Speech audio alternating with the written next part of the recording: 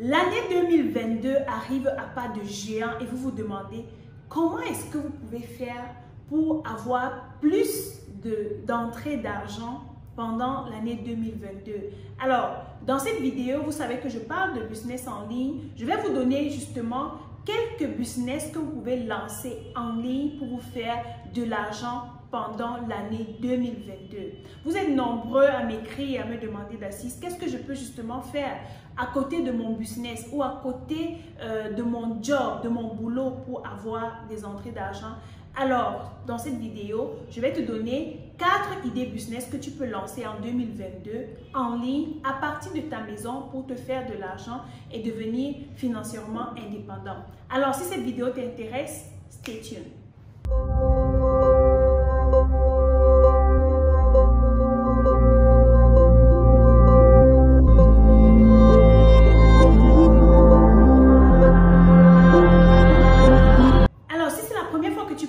Sur ma chaîne, je suis Dassis Lilson, je suis entrepreneur e-commerce et sur cette chaîne, je parle d'entrepreneuriat, je parle d'investissement, je parle de mindset et je parle justement d'idées et de stratégies business que toi aussi tu peux lancer pour devenir financièrement indépendant. Alors, si cette thématique t'intéresse, tu as 2 choses à faire. La première, abonne-toi sur le bouton rouge subscribe et la deuxième chose, clique sur la cloche de notification pour ne manquer aucune de mes vidéos. Et la troisième petite chose que tu dois faire, c'est cliquer sur partage pour partager cette vidéo afin d'inspirer le maximum de personnes à apprendre à devenir financièrement indépendant. Alors, comme je te disais en intro, très rapidement, je vais partager avec toi 4 idées business que tu peux lancer en ligne pendant l'année 2022 pour te faire de l'argent à partir du confort de ta maison. Est-ce que c'est pas génial? La première idée que je te recommande de lancer en ligne en 2022, c'est de devenir un créateur de contenu ou un rédacteur de contenu ou encore ce qu'on appellerait un copywriting. Le copywriting, c'est tout simplement cette technique qui te permet de vendre avec les mots. Ça veut dire quoi? Si tu as une compétence en écriture, si tu sais écrire des textes de vente, tu peux te positionner et offrir tes services aux infopreneurs, aux personnes qui vendent en ligne, aux personnes qui ont des pages Facebook, des chaînes YouTube et bien d'autres, qui ont même des sites internet. Vous savez, aujourd'hui, Internet, comme je le dis toujours, c'est le carburant du 21e siècle. Les personnes qui se positionnent en ligne, comme des YouTubeurs, des personnes qui ont des influenceurs, ont besoin de créer des contenus de qualité. Les personnes qui vendent des formations, les personnes qui vendent des programmes, des accompagnements en ligne ont besoin des textes de vente pour captiver l'attention de leur cible afin de pouvoir les convertir de prospects à clients. Alors, si tu as cette compétence, si tu aimes écrire, ce que je te recommande de faire, c'est de te former en copywriting. La chose principale que vous devez faire lorsque vous voulez partir d'un point A à un point B, c'est que vous devez vous former. Si vous vous formez en copywriting et que vous commencez à proposer vos services sur des plateformes comme 5euros.com ou bien si vous créez votre propre page et que vous proposez, vous sponsorisez et que vous ciblez les influenceurs, croyez-moi, si vous proposez de bons contenus, les personnes vont s'accrocher à vous et vont travailler avec vous. Dites-vous que si vous travaillez avec une personne, vous décidez par exemple de signer un contrat par mois ou bien à la tâche, dites-vous que si vous prenez 20 € par texte de vente ou 50 € par texte de vente, si vous avez comme ça 2, 3, 5, 10, 20 influenceurs, 20 personnes qui vous contactent pour des textes de vente, combien est-ce que vous allez vous faire par mois seulement à partir de votre maison et grâce à votre compétence que vous avez développée. Donc, si vous avez cette compétence, dès maintenant, songez à vous lancer et croyez-moi, vous allez réussir. Tout ce dont vous avez besoin, c'est la persévérance. Dites-vous que lorsque vous commencez une activité, elle ne va pas prendre de l'envol du jour au lendemain. Vous avez besoin de faire vos preuves sur le marché parce que voilà, dites-vous qu'il y en a tellement. Il y a des personnes qui font du copywriting, mais pour vous démarquer, vous devez être premièrement persévérant, aimer ce que vous faites et ensuite continuer de proposer vos services. La première personne chez qui vous allez vous présenter ne va certainement pas vous dire oui, venez travailler avec moi. Le refus, c'est un signe que ce que vous faites, c'est quelque chose de bien. Donc, vous allez être refoulé la première fois, des personnes vont vous dire j'ai pas besoin de ton service, mais continuez de proposer et croyez-moi, à la fin, vous vous en sortirez bien. La deuxième idée business que je te recommande de lancer en 2022, si tu as de la compétence dans ce domaine, c'est tout ce qui a trait à l'infographie et au design. Comme je le dis toujours, et je ne le dirai jamais assez, Internet, c'est le carburant du 21e siècle. Et pour être sur Internet, vous avez besoin de visibilité. Et pour avoir une bonne visibilité, vous avez besoin d'avoir un bon branding. Aujourd'hui, on achète chez une personne qui nous montre de la valeur perçue, une bonne valeur perçue. Donc, si vous êtes un graphiste ou bien si c'est un domaine qui vous passionne, vous avez premièrement besoin de vous former à développer cette compétence-là, n'est-ce pas, de vous former dans ce domaine. Et lorsque vous avez acquis de la compétence ou bien de la connaissance dans ce domaine, vous pouvez premièrement proposer aux personnes qui sont auprès de vous. Vous pouvez apprendre à faire des logos. Moi, je connais des personnes qui sont spécialistes dans le design des logos uniquement. Il y a des personnes qui savent faire des visuels uniquement, ce sont des personnes qui sont purement graphistes. Il y a des personnes qui sont des web designers uniquement. Donc, vous allez dans le domaine du graphisme, vous allez vous positionner en fonction de la niche ou bien du segment qui vous intéresse. Et croyez-moi, si vous faites une bonne communication autour de votre service, vous allez toucher des personnes qui ont vraiment besoin et qui vont vraiment acheter vos produits ou bien acheter vos services.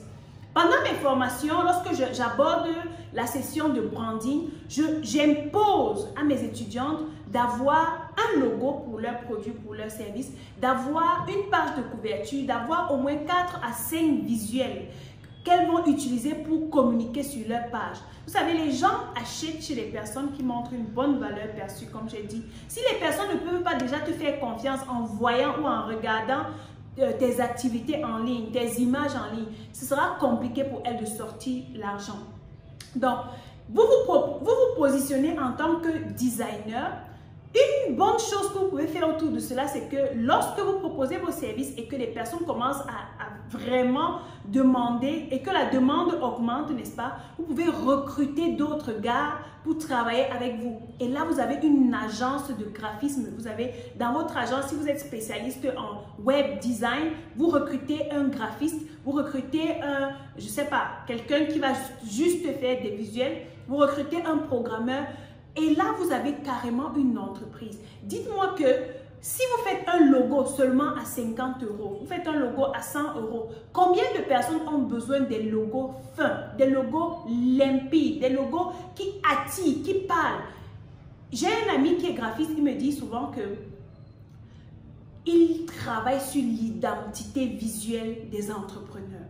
Et c'est de cette façon qu'il s'est démarqué. Son travail est propre. C'est-à-dire, on l'appelle l'esprit du design parce que ce gars ne blague pas. Donc, quand vous vous positionnez dans ce genre de secteur, rassurez-vous à être fin. Votre travail doit se démarquer par une finesse imparable. Donc, positionnez-vous dans ce secteur et croyez-moi, vous allez vous faire de l'argent à partir du confort de votre maison. La troisième idée business que je vous recommande de lancer en 2022, c'est de créer une agence de marketing digital. Vous savez, le marketing digital, c'est un corps de métier qui a été longtemps banalisé. Aujourd'hui, n'importe qui se lève, il dit qu'il est spécialiste en marketing digital ou bien il se lève, il crée une agence de marketing digital. Beaucoup pensent que le marketing digital, c'est de créer une page Facebook et de faire un boost ou bien de payer des publicités en ligne afin d'avoir plus d'abonnés. Non. Le marketing digital, c'est tout simplement ce corps de métier qui vous permet d'aider les entreprises à augmenter leur chiffre d'affaires. Donc, comment est-ce que ça se fait? Pour devenir un bon marketiste digital, vous devez d'abord être un bon marketiste naturel. Qu'est-ce que vous devez faire? Le marketiste digital aide les entreprises à monter une stratégie business en ligne. Ça veut dire quoi? Vous allez aider cette entreprise-là à monter une stratégie qui va lui permettre d'augmenter son chiffre d'affaires. Si une entreprise ne vend pas, c'est une entreprise qui meurt. Donc, vous n'allez pas tout simplement venir dire à une entreprise, je peux t'aider à augmenter ton nombre d'abonnés. C'est vrai, avec plus d'abonnés, tu peux te faire plus d'argent, mais ça demande une certaine stratégie, un certain tact. Maintenant, la deuxième chose, c'est d'appliquer ces stratégies que tu as proposées à l'entreprise. Donc, lorsque tu crées une agence de marketing digital, tu dois accompagner l'entreprise du point où elle se trouve en ce moment au point où elle aimerait arriver. Supposons qu'une entreprise te dise qu'elle veut gagner 10 000 € par mois. Et en ce moment, le chiffre d'affaires qu'elle parvient à faire, c'est 1 000 €. Mais son objectif, c'est d'atteindre 10 000 €. Si elle est capable de te payer le montant que tu veux et être sûre que le résultat que tu vas lui apporter, c'est ce qu'elle souhaite, ou bien même d'aller au-delà, crois-moi, elle va te payer. Ici, tu as besoin d'avoir une équipe. Peut-être qu'au départ, tu peux travailler seul en proposant tes services en marketing digital, mais après, tu auras besoin d'une équipe qui va t'aider. Dis-moi que si tu as une entreprise, 2, 3, 5, 10 entreprises qui te contactent et qui sont capables de te payer 2 000 € par mois ou bien, je ne sais pas, 1 000 € pour obtenir des résultats. À la fin du mois, tu peux te retrouver avec 10 000 €, 15 000, 20 000 €, dépendamment du contrat que tu as signé avec ces entreprises-là. De plus en plus, les entreprises comprennent l'importance de se positionner en ligne pour toucher plus de personnes. Les entreprises comprennent qu'elles doivent partir de la publicité traditionnelle à la publicité en ligne. Parce que Facebook seulement regorge plus de 2 milliards d'abonnés. Et dites-vous que c'est un marché immense. Qu'est-ce que vous devez faire? Vous avez juste besoin, comme j'ai dit dès le départ, de bien communiquer sur votre service afin de toucher un maximum de personnes. L'importance ici, c'est de cibler les entreprises, de cibler les entrepreneurs. Parce que lorsque vous vous lancez et que vous dites que votre cible, c'est Monsieur Tout le Monde, eh bien, croyez-moi, vous allez obtenir Monsieur Tout le Monde comme prospects ou comme clients. Et ce sont des personnes qui ne seront certainement pas prêtes à payer vos prestations. Donc, rassurez-vous que vous touchez la bonne cible afin d'avoir les bons clients. Le quatrième business que je vais vous proposer de lancer en 2022, c'est de devenir un manager de chaîne YouTube. De plus en plus, les personnes ont compris l'importance de la vidéo dans la stratégie marketing. Et beaucoup se lancent beaucoup se lancent sur YouTube. D'ailleurs, pendant la pandémie de Corona, j'ai recommandé à plusieurs personnes de créer leur chaîne YouTube, notamment les coiffeuses, les dames qui avaient des compétences dans le domaine de la beauté et tout. Aujourd'hui, elles ont créé leur chaîne YouTube. Certaines sont à 500 abonnés, 1000 abonnés, 2000 abonnés. Dépendamment de leur constance, dépendamment de la façon dont elles travaillent, elles ont des abonnés et d'ici quelques temps, elles vont commencer à recevoir de l'argent à travers leur chaîne YouTube.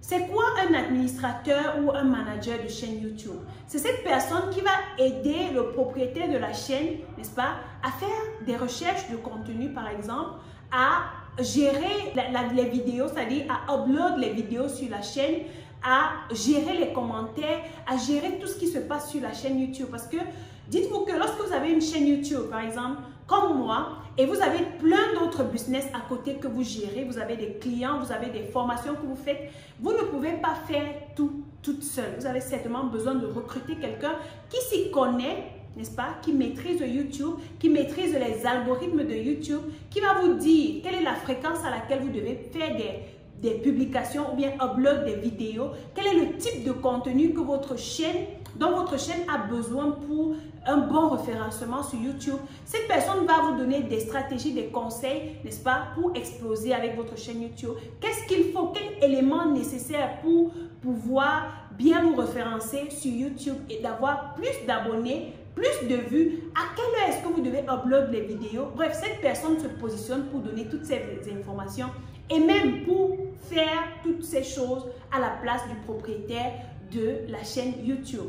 Donc, dites-vous que vous avez 2, 3, 4 influenceurs, 10 personnes dont vous gérez la chaîne YouTube et vous décidez d'être payé soit à la tâche, soit à mensualité. Combien est-ce que vous allez recevoir? Mais en fonction du nombre de vues, c'est vous qui décidez si vous devez être payé en fonction du nombre de vues que les vidéos que vous avez upload génèrent comme revenu. Est-ce que vous êtes payé à la fin du mois? Dites-moi qu'une chaîne qui a des revenus de 1 500 € par mois et vous avez un arrangement avec le propriétaire de, je sais pas, 3%, 5% ou 10% chaque mois en fonction des revenus qu'il reçoit. Dites-moi que vous avez comme ça 10, ça vous fait 1500 € par mois seulement en gérant les 10 chaînes YouTube.